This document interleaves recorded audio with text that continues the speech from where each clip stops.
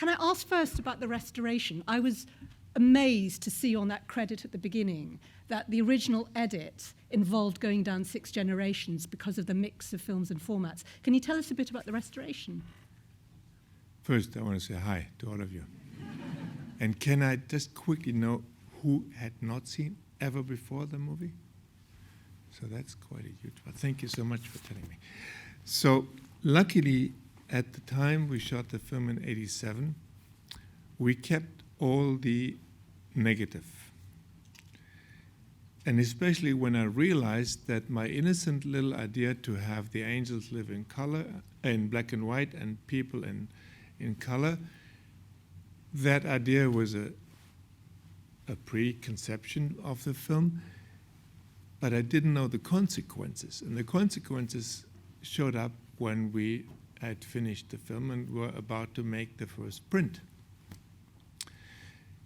During the shooting, in the old times when you have film, every evening you see what we call the rushes of the last day. You shoot your film during the day, then the lab develops it, and the next day they produce the rushes, which is the first print from the camera negative. The camera negative is the original negative that runs through the camera. So the next evening you would see, because there was no video output or anything in these cameras, you would have to wait until the next day to see what you did.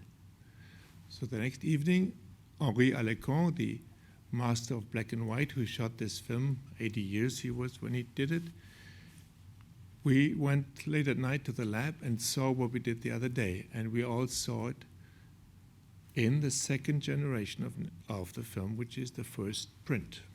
Negative, first print. And it looked fantastic. All of it in black and white looked gorgeous. And at the lab, they still knew how to do black and white, and Henri was very, very happy. Eventually, we shot color elements to the film, especially for the ending.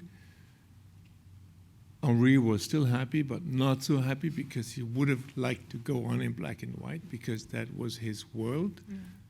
Color was new, but he did well, and even the Nick Cave concert shot by an 80-year-old man didn't look so bad. So, and eventually Henri had to come back because we had to make the print. By then I knew the tough story I had to tell him. Dear Henri, the beauty of your rushes is down the drain. What we saw together will never exist on the screen again. Because in order to make a print where you have elements in black and white shot on black and white negative and color shot on color negative, in order to get that together and have distribution prints, it came down to 6 generations removed. Original negative, first print, a duplicate negative, the next generation separated black and white and color because it's a long story. It has to do with the special effects we did and all of that. Anyway, the very first print, combined print, that was shown when the film was first released, and every print afterwards in the world was 6 generations removed from the original camera negative. 6 generations removed from the beauty of Henri's work, from the resolution, from the sharp black and white. And anybody of you who have seen it before saw it with tints. There was sepia tints and red tints and blue tints in all the black and white sequences because you cannot print from color negative, and you cannot make a film where you do parts of it in black and white, print in black and white and part in color. You had to print the whole thing on color negative. And Henri, when he slowly understood the consequences, was really deeply disturbed because his black and white was gone and it was now always tinted. It had a little slight tint. And ever since the film was seen like this for more than 20 years, with these tints, and everybody thought that was meant, that's this way. Only I knew it wasn't meant like this. That was the technical consequence of the stupid idea of shooting in both in color and blue, black and white. Anyway, when we restored it, we had the original color negative that went through the camera, and we scanned that very negative in black and white and color. And from that scan, it was a beautiful 4K scan, we made what you see here, and we didn't lose a single generation. So you could say this is the equivalent to the camera negative, what you see. And black and white was exactly like Henri wanted it and like he loved it. And Henri in Cameraman's Heaven is very, very happy with this print. In Cameraman Heaven. Excellent. So, Part of the magic of seeing this film is seeing the fact that it was made released 2 years before the wall was to come down. And at the time the film came out, it seemed there was something newly permanent about the divide and that amazing sequence when the angels appear to walk into the east side of the wall. I wonder how it feels looking at the vision of the film as you had it when you made it and looking at it, from the vantage point of now. From the vantage point of now, it's of course very old history, simply because the city that we shot it in did not exist anymore 2 years later. East Berlin didn't exist anymore, but West Berlin did not exist anyway anymore either. And it took a long time until the Germans understood that neither of their countries still existed.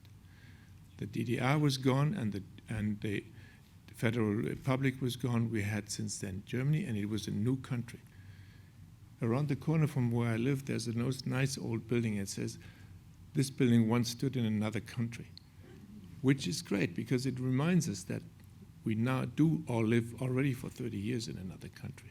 And this film was made in another city, in another country, so to speak. And that country where it was largely shot in West Berlin. We were not allowed to shoot it in the East, except for a few hidden shots that we made, some travelings through some streets that were shot in the East. The rest was unfortunately only shot in the West. I dreamt of making the film in both parts of the city, but it was not possible.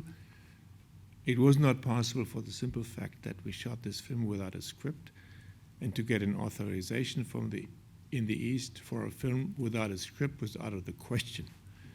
And to get an authorization for a film that had two guardian angels, invisible guardian angels as actors, was totally out of the question. So I made a great effort.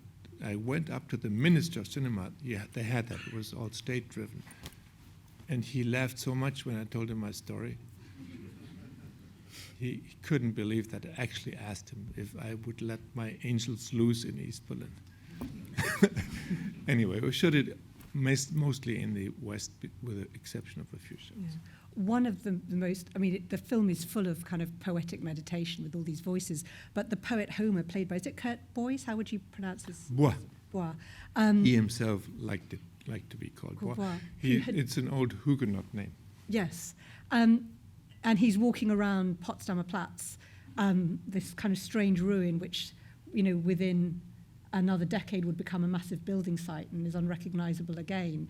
And of course was a very well-known actor who had fled Hitler's Germany and went back in 1950. Tell me about the casting of him and working with him, because although there's so much poetry in that film, his role seems particularly moving.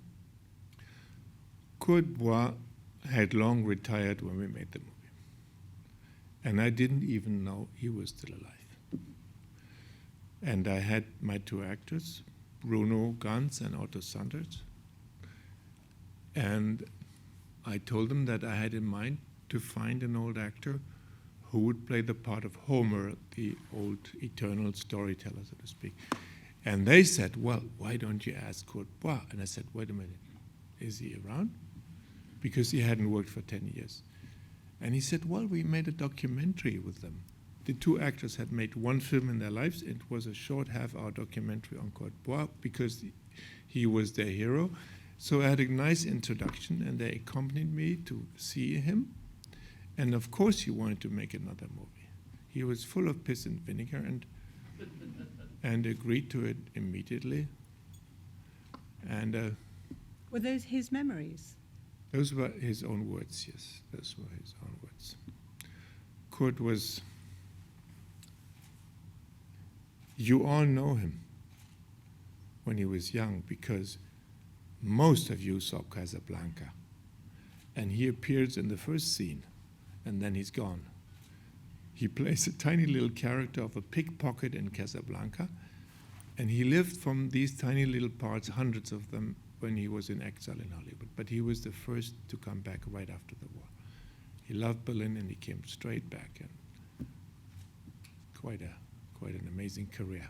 Yeah. Lived in Hollywood for 10 years and made a million tiny little parts. And Casablanca was, at least he had a line. The two central angels, Bruno Ganz and Otto Sander, are so much of the joy of watching them is the way that they're gazing at, the ordinary things in this grey city. And I think that's one of the reasons why audiences loved it, the idea that there was something magical about everyday life.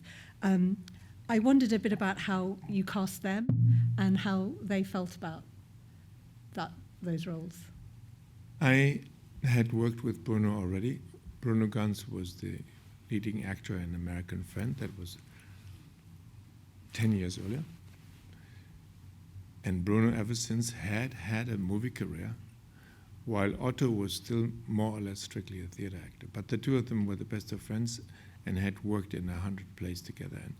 And I loved Otto, and I thought Otto was a good combination, and the two of them needed to be good friends because these guys had to be like this after a couple of million years together. And if they would have heard you when you just introduced them and the beauty of their gaze, they would have been very happy, because they were anything but happy on the first days of shooting, because they kept asking me, what do we do? What do you want us to do? So now we agreed to be angels, but what do we do? And I had to explain to them, because like any actors, they love biography and they love psychology, and they would have loved to have a past. They would have loved to have an unhappy childhood or something.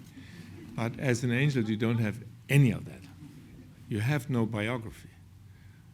I didn't have a clue why they did what, except that I knew they loved people.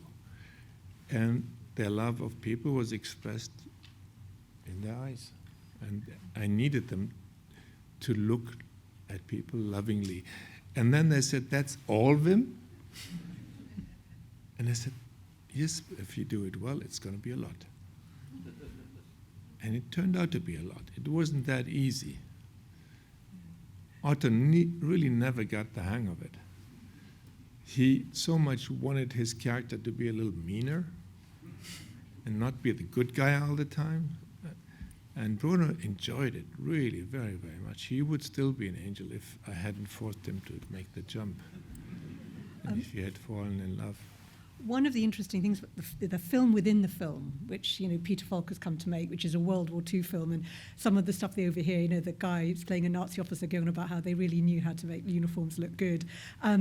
Given that Bruno Ganz went on to play Hitler, I just wondered what you made, and the fact that so early on you observed that fascination with Berlin's wartime past in particular. That it's kind of, you must have felt ambivalent about it. How even now Hollywood keeps wanting to revisit that period.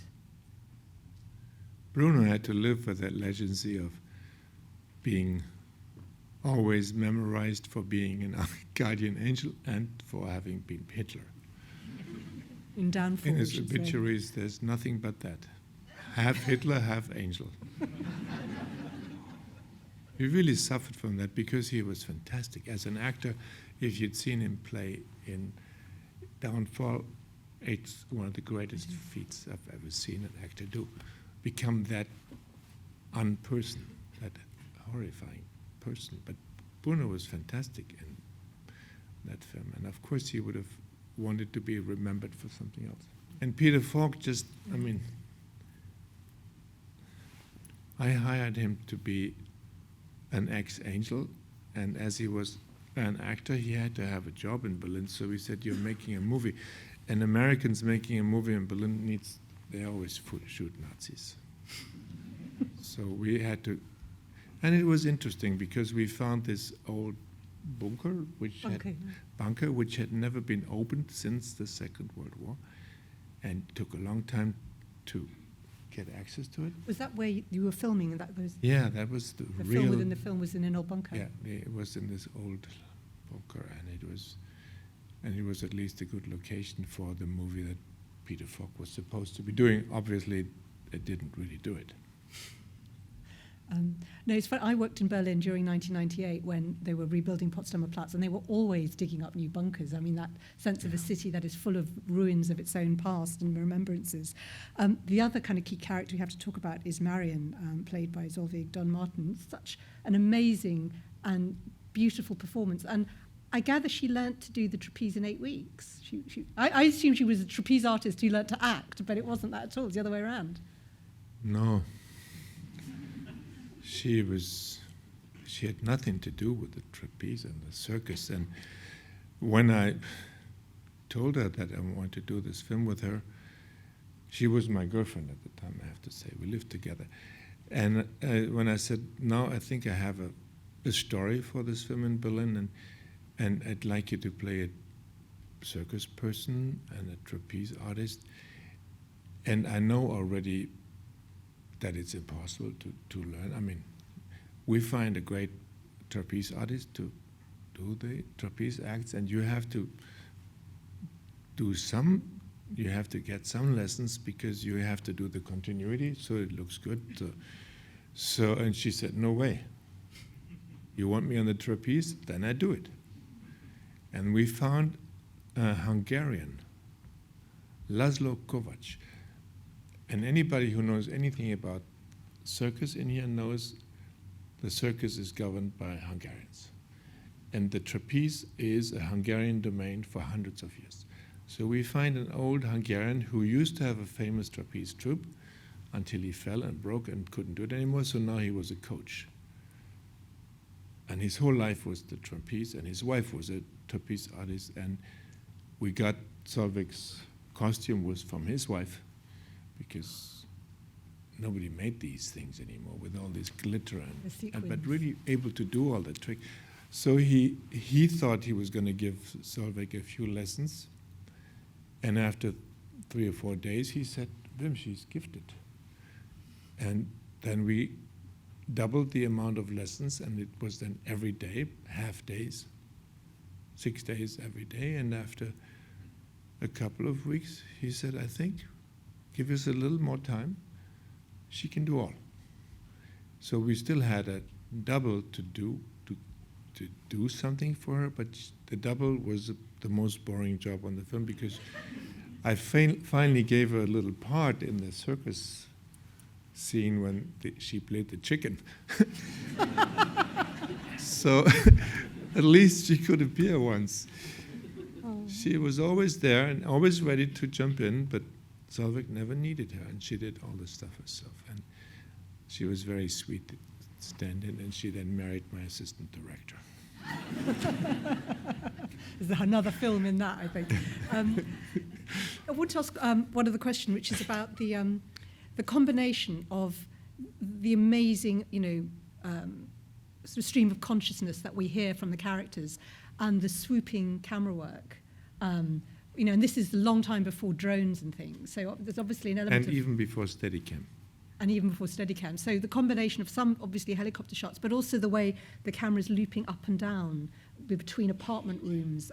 It's such an amazing combination. And I'm sure people must have tried to imitate this film so much. And yet I can't think of any films, I can't remember any films that have done it successfully. It seemed to be pulled off something unique with your cinematographer. We had to invent a lot of stuff.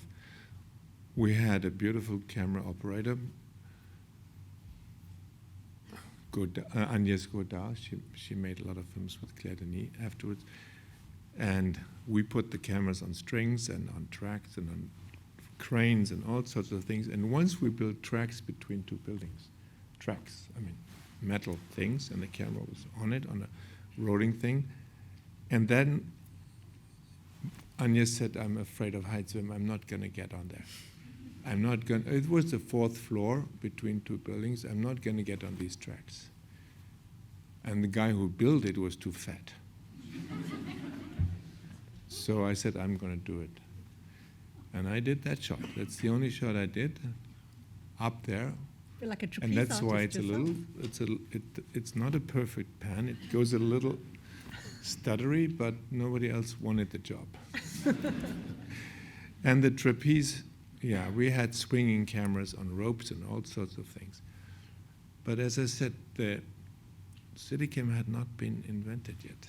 It was invented soon afterwards, and to get the camera so mobile, of course, was from the beginning a big job. And the camera department knew that in order to do justice to the angels, the camera did have to fly.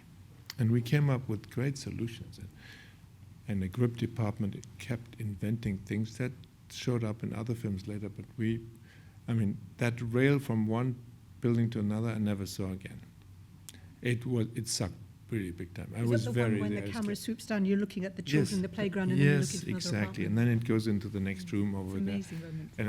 And we had to shoot it so often because I wasn't good in it, and something went wrong all the time. And whenever I was through the window on the other side, I was so relieved. Of course, there was a sequel made in 1993, which the English translation was Far Away So Close with Horst Buchholz. Tell me about that film, how it came about, and how it connects to Wings of Desire for those who haven't yet seen it. Yes, Far Away So Close had not the good fortune of Wings of Desire to be seen by too many people because it had this heavy burden of Wings of Desire, and it was titled sequel or something. Who wants to see a sequel anyway? And I didn't make it as a sequel. I made it because I realized, the film was barely out when the wall fell, and 2 years later, it was a whole different city and a whole different country. And I felt I wanted to show that again, and I felt the best way to show it was with the same characters, and not come up with a new set of characters, but with these characters, look at this new country and these new Germans and this new city of Berlin again, and actually everybody came, even Peter Falk, and Mikhail Gorbachev, and lots of other people, and Lou Reed, a lot of other people played in it, and Willem Dafoe. It was a crazy cast. And all the people from Wings of Desire were there. And of course, Bruno now had a child. He had 5 years as a man ever since Wings of Desire. So he had a little girl, and he was running a pizzeria called Delangelo.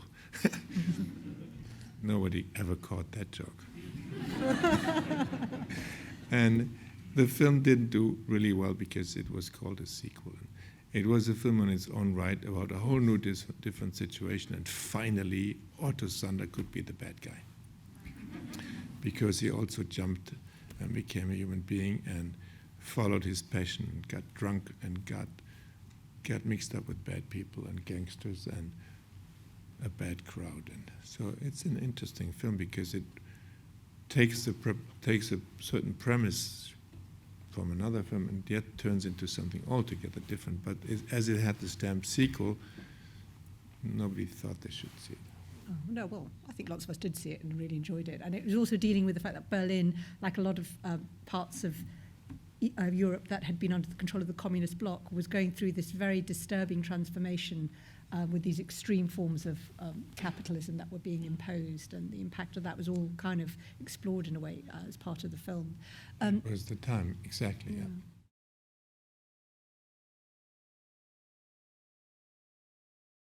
I was thinking that.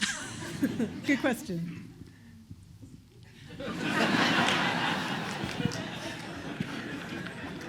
Next question.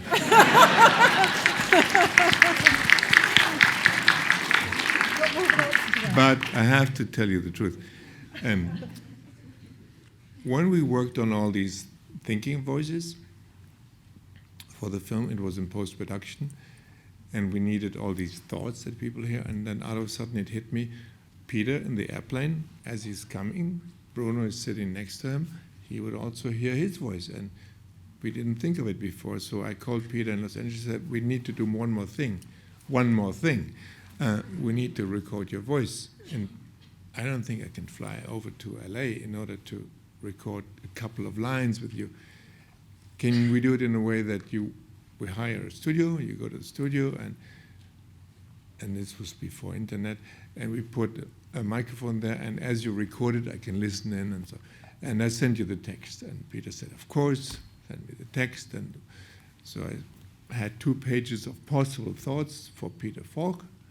And he went to the studio, and he started to record, and he did it really well. And he closed his eyes. And before I knew it, he was no longer reading the text I had written him, but he came up with his own thoughts. And frankly, they were much better. And I picked the one with his grandmother, knowing that he couldn't have one, but it was just a beautiful context. And I was waiting for somebody to ask the question. Well done.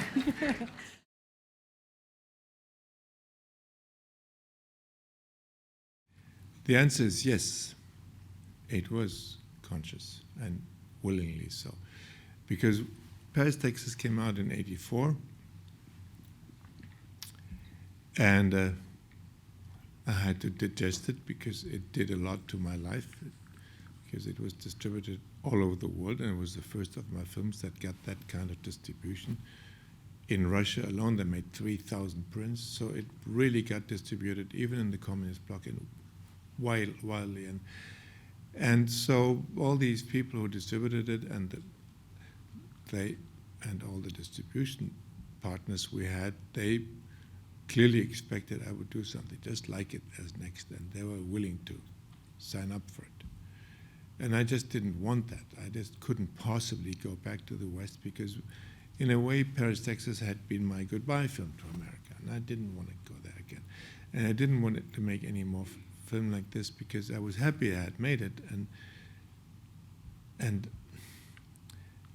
I had a hard time deciding what to do next, except I only knew something very, very, very different. And it took me 3 years, and I did make an effort in between I spent a year in Australia to get Until the End of the World off the ground, but it was too complex and the financing was too difficult. So I had to wait, and finally 2 years had passed. My office had been sort of in waiting. They needed to produce something, and they had all not done anything for 2 years, 2.5 years. And then I returned to Berlin, because unsuccessfully, from trying to get Until the End of the World off the ground, and said, well, all I want to do is make a film in Berlin anyway. I mean, that's why I left America to move to Berlin. So, and I started to think of a film I could do in Berlin, and already that would be so different from Paris, Texas. But then I really tried consciously to make it as remote as possible from that territory. So, and there was dialogue in my mind conceived from the beginning, and the angel idea came relatively late. I knew I wanted to tell a story in Berlin, but didn't know which characters. So eventually the angels opened the doors to all these voices they heard, and then they started to have their own conversations, and then Homer, the old writer. So it was about to become the opposite of Paris, Texas in terms of dialogue and subtitles. And I know the subtitle list of Paris, Texas, and I know the subtitle list of this one. So it's complex.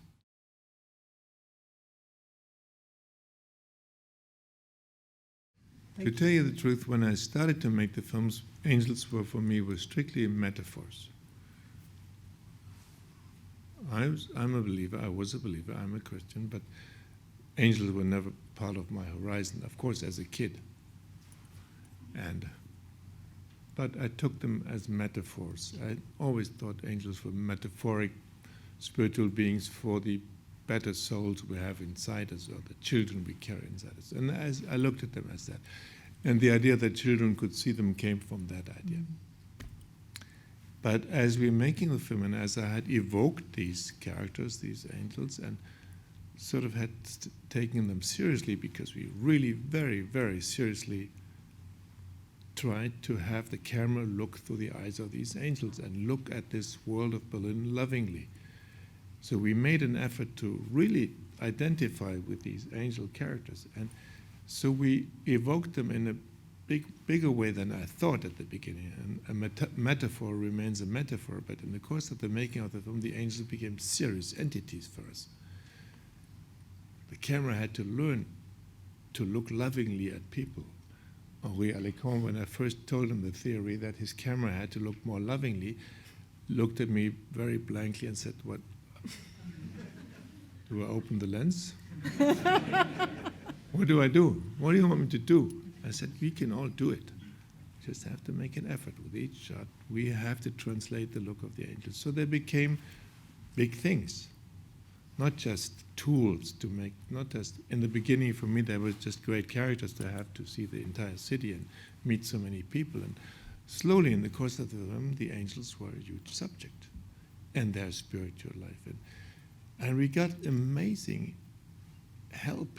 I mean, we shot this film without a script, and I wouldn't even start to think I could do that ever again. And we did things that were impossible to make, and it all worked. Everything worked. I mean, that film, we were carried so much that at the end of the film, I thought differently of angels, and I still do. But I think that's my private domain.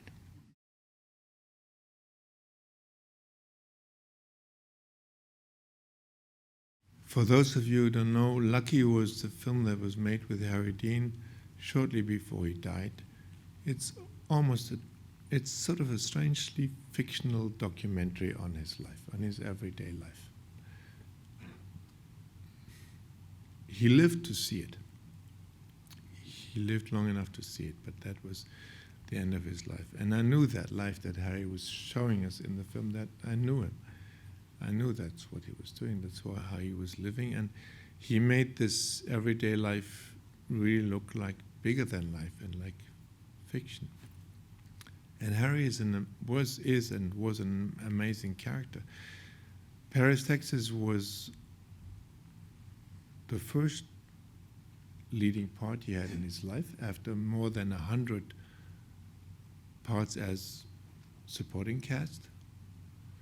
He felt he was way too old in the part as the husband of Nastasia, who was in her mid-20s. He felt he was too old for that part. He suffered from a loss of confidence every day because for the first time he was the leading part. It was the dream of his life, and now he realized he was too old for it, or he thought he was too old for it. And we had to hold his hand every day and tell him, "Harry, you're great. You're doing it. We all believe in you. You're doing so beautifully. You are that character." And Nastasia really did her best to convince him that she loved him. But Harry was ridden with self-doubt. But then when the film came out, he was so proud of it that then he decided to never do anything else than leading characters for the rest of his life, which meant he didn't work for it. He just said, I'm not doing anything that is not as good. So he refused everything, basically, and became a very lonely and ever older man. And then he played a couple of parts. He did a beautiful part in a film, short part in a film called, with the lawnmower guy, The Straight Story, yeah. But only appears in the very end. And then these guys who made Lucky convinced him to do this documentary with him, and they were in touch with me, and they asked me and stuff, but I couldn't give them much advice. I was not there, and I told them, they sent me a concept, and I said, it sounds so beautiful. I'm happy that Harry is working. I knew by then that Harry was really very sick already. So, when I saw the film, Harry was dead already. So, and I sat there crying my heart out because that was him. And he was bigger than life, like in our movie, and he gave everything to it. And he was one of the actors who in order to do something in front of the camera, he had to be that person. And in that case, he only was Harry Dean, but that was a lot.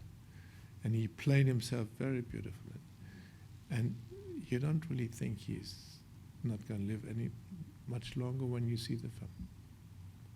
I love that film. Anybody who can see Lucky should go to see it.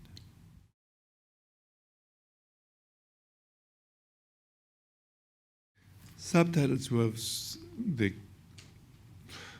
so difficult on this film because there are so many questions of, do we have to subtitle every thought? Do we have to subtitle that which is listened only en passant?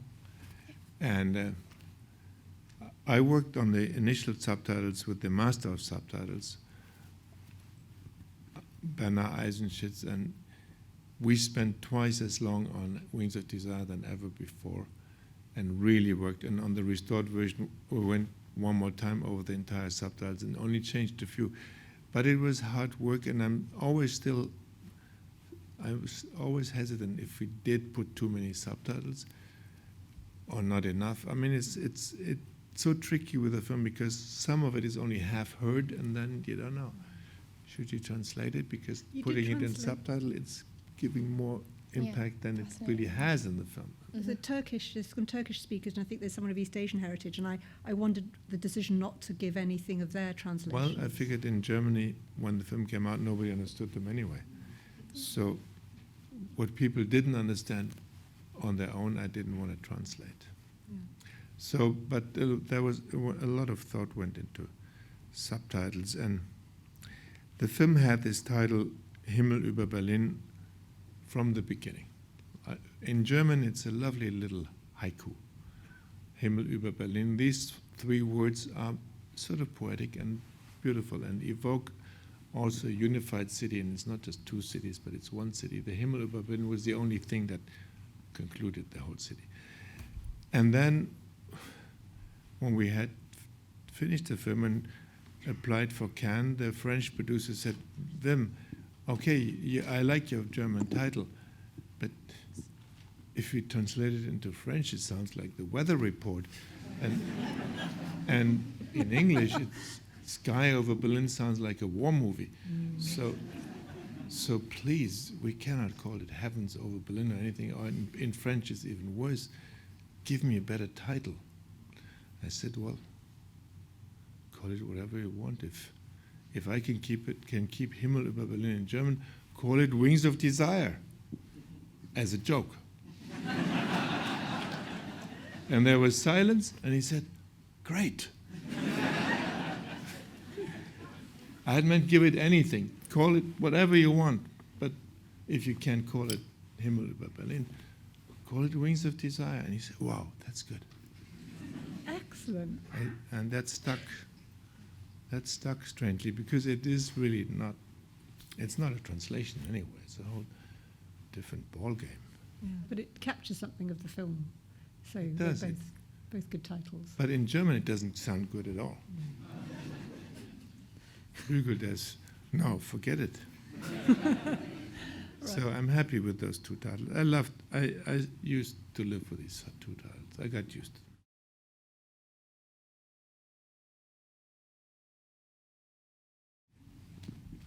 It's a very interesting case. Same script writer? It's a very interesting case. Let me quickly tell you the truth about it.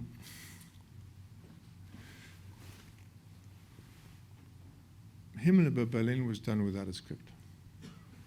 A few years later,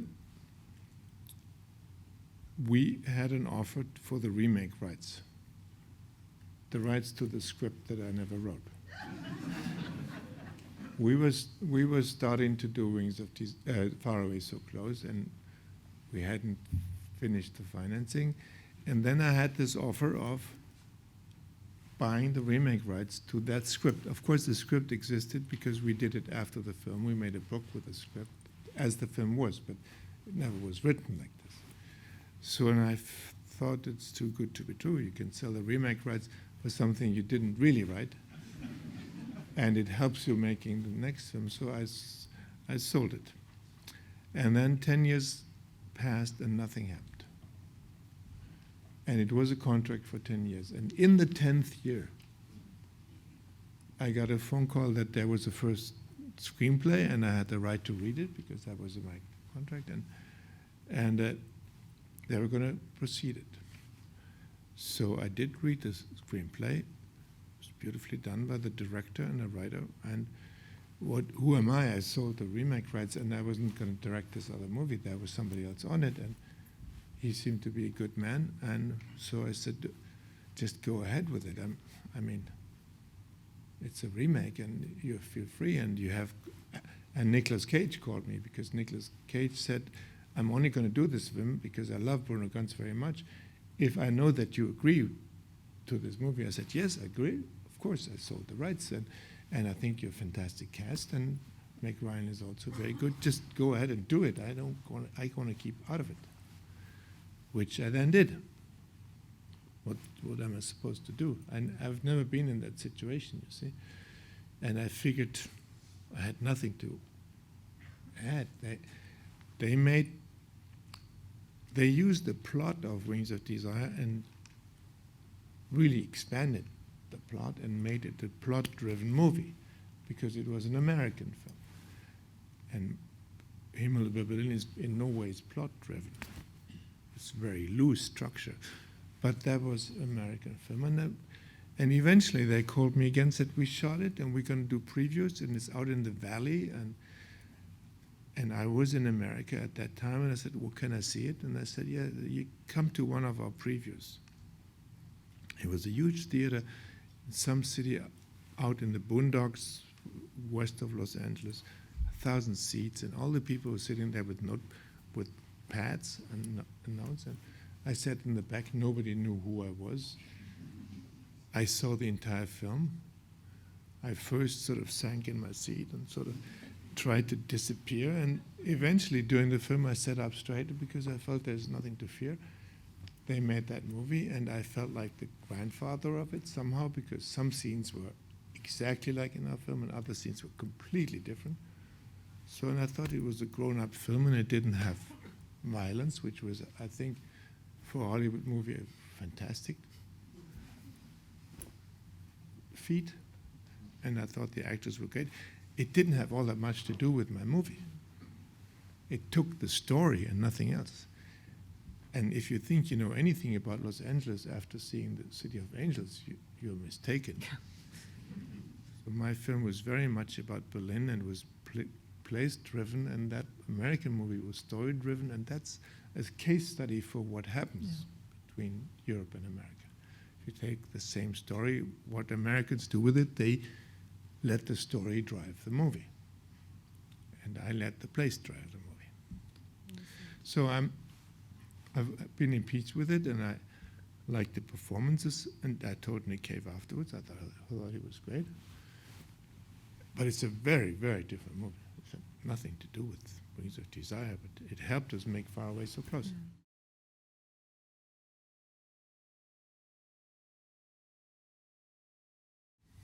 I had the privilege of having Powell as consulting director for 2 years, because when I was making my American movie in Hollywood with American Zoetrope, Francis hired him to be the consulting directors for all the young directors with whom we made movies. And my office was next to his. And whenever we wanted, David had his office there too, and we could sit down with him and talk. And it was beautiful. And I know all of his films, and he was a huge inspiration in many ways for me. But Wings of Desire didn't really have any other movies as inspiration. I don't really think I had any other films in mind.